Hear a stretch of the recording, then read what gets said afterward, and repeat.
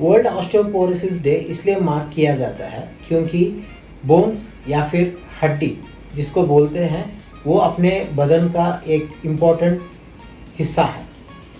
अगर ऑस्टियोपोरोसिस के बारे में बोला जाए, ऑस्टियोपोरोसिस उसको बोलते हैं हड्डियों का बीमारी, जिसकी वजह से हड्डियाँ बहुत नाजुक हो जाते हैं और खांसने से और मूवमेंट ज़्यादा होने से भी हड्डियों का फ्रैक्चर हो सकता है। एक ह्यूमन लाइफ साइकिल में 20 से 30 साल तक हड्डी बनता है। जब हड्डियों का बनना और कैल्शियम अपने बॉडी से जाना मैच नहीं होता हो तो ऑस्टियोपोरोसिस बढ़ जाता है। ज़्यादातर इनमें स्त्रियों में 50 साल के उम्र के बाद जब मेनोपॉज सेट इन हो जाता है उसके बाद ऑस्टियोपोरोसिस होने का सबसे ज़्यादा चांसेस होता है। वही पुरुषों में 65 इयर्स के बाद ये ऑस्टियोपोरोसिस हो सकता है।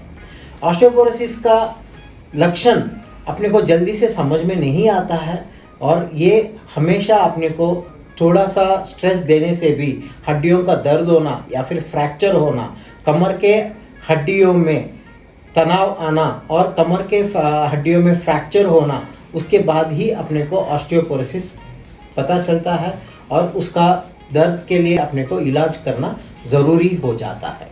यालाच मराठीमध्ये पण आपण हाडांचा टिश्यू म्हणतो आपण।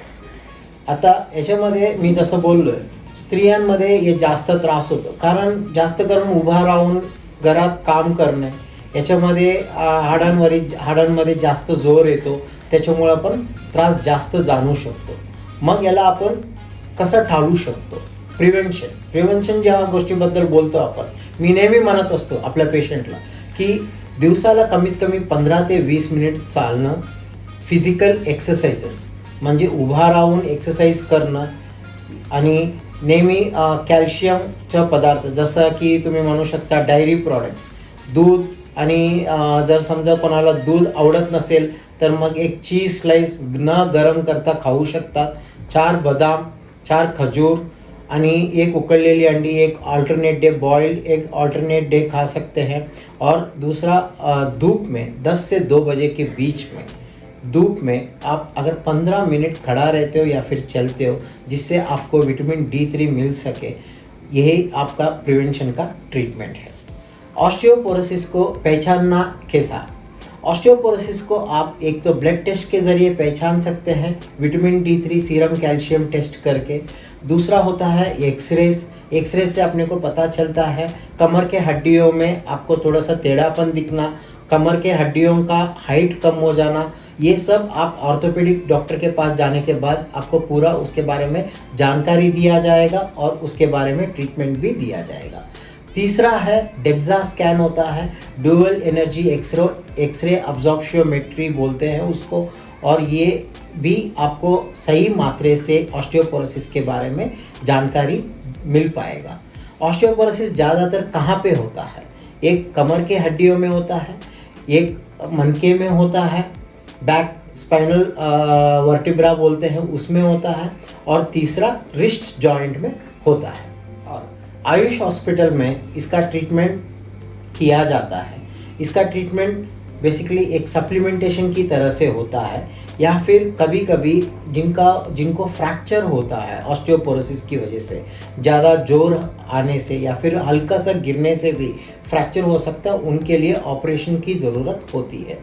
जैसे कि मैंने बताया था सप्लीमेंटेशन में क्या होता है? सप्लीमेंटेशन में पहला आता है कैल्शियम सप्लीमेंट्स।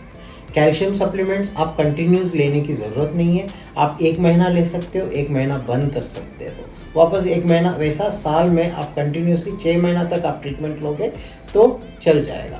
दूसरा है vitamin D3 injections. Vitamin D3 injections है और टैबलेट्स भी है जो आपको हफ्ते में 1 बार लेना रहता है। पूरा साल में 12 हफ्ता अगर विटामिन D3 का ट्रीटमेंट लेते हो तो वो भी आपका ऑस्टियोपोरोसिस को ठीक कर सकता है। ये छोड़ के और भी कुछ स्पेशलाइज्ड ट्रीटमेंट्स होते हैं जो आज के डेट में इंजेक्शन के ज़रिए दिया जाता है। एक टेरीपैराटाइड इंजेक्शन होता है जो आपको हर दिन लेना पड़ता है। आप 2 साल तक इसका ट्रीटमेंट कर सकते हैं। दूसरा होता है इंजेक्शन डेनोसुमैब करके, वो 6 महीने में एक बार ले सकते हो आप। इसका भी इलाज आप 3 साल तक कर सकते हो। ये आपको आयुष हॉस्पिटल में ट्रीटमेंट मिल सकता है, जिसके ज़रिए आप बिल्कुल ठीक हो सकते हो और अच्छी तरह से बाकी का ज़िंदगी बिता सकते हैं।